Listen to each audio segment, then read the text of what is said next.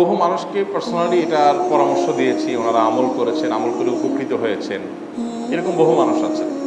বৃদ্ধ মানুষ, বাবা ক্যান্সারে আক্রান্ত হয়েছেন অনেক দেরিতে, আল্লাহ তাআলা অলৌকিকভাবে সাহায্য করেছেন।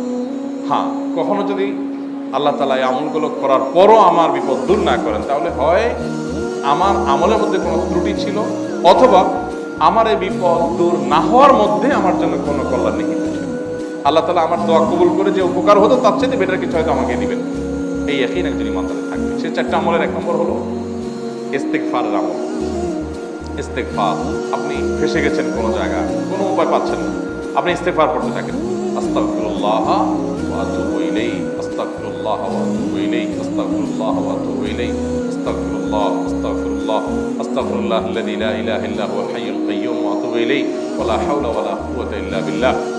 اللهم انت ربي لا اله الا انت خلقتني وانا عبدك وانا على عهدك ووعدك ما استطعت اعوذ بك من شر ما صنعت ابوء لك بنعمتك علي وابوء لك بذنبي فاغفر لي فانه لا يغفر الذنوب الا انت سيد الاستغفار। এভাবে যে কোনো ইস্তেগফার করতে থাকেন, আপনি বেশি বেশি করে আল্লাহর কাছে ইস্তেগফার ক্ষমা প্রার্থনা করতে থাকেন, খুব বেশি আপনার 2 ঠোঁটে অনবরত আপনি চাইতে থাকেন আল্লাহর কাছে ক্ষমা।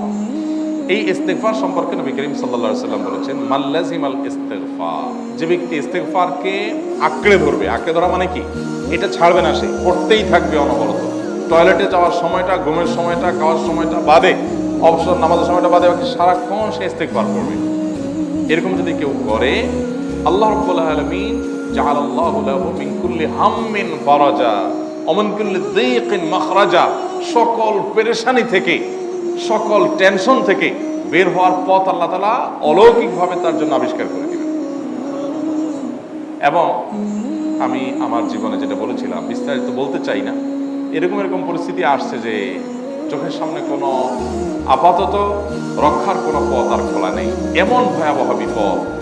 ইস্তেগফার করতে করতে এমনভাবে আল্লাহ তাআলা সাহায্য করেছেন যে এটা কল্পনা করলেও মনে হয় যে স্বপ্নের মতো। কিভাবে এখন এই লোক এই জায়গায় আসলো আমার সাহায্যের জন্য, এই লোক তো এটা আমি এই জায়গায় আসার কথা না, ঠিক উনি এসে হাজির হয়ে গেলেন এবং উপকারটা, আমার সমাধানটা হয়ে গেল সমস্যা। তো আলহামদুলিল্লাহ, বহুবার আমি পরীক্ষা করেছি, আর আমার পরীক্ষার 2 পয়সার দাম নাই। হাদিসে বলা আছে, গ্যারান্টি দেওয়া আছে, আমার পরীক্ষা করলেই কি না করলেই। তাহলে একটা আমল হলো কি, ইস্তেগফার। সব সময়ের জন্য এটা কন্টিনিউয়াস করবেন, আর এমনিও অবসর সময় ইস্তেগফার করবেন। আরবদের মধ্যে সৌন্দর্য আছে, তারা বিভিন্ন ডাক্তারের ওয়েটিং রুমে বা বিভিন্ন জায়গায় মানুষ যেখানে অপেক্ষা করে পাবলিক প্লেসগুলোতে লিখে রাখে ইস্তেগফার করুন। আপনার হাইওয়েগুলোর পাশে লেখা থাকে ইস্তেগফার করুন, এবং তারা আসলে একটু পরপর দেখা যায় ইস্তেগফার করে। ভালো মন্দ গুণ সবার মধ্যে আছে, তাদের এই ভালো গুণটা আছে, ইস্তেগফার বেশি বেশি করা। আমরা ইস্তেগফার সচরাচর এইভাবে অনবরত অবসর সময় করার অভ্যাস অনেকের মধ্যেই নেই। আমরা এটা চালু করবো ইনশাআল্লাহ।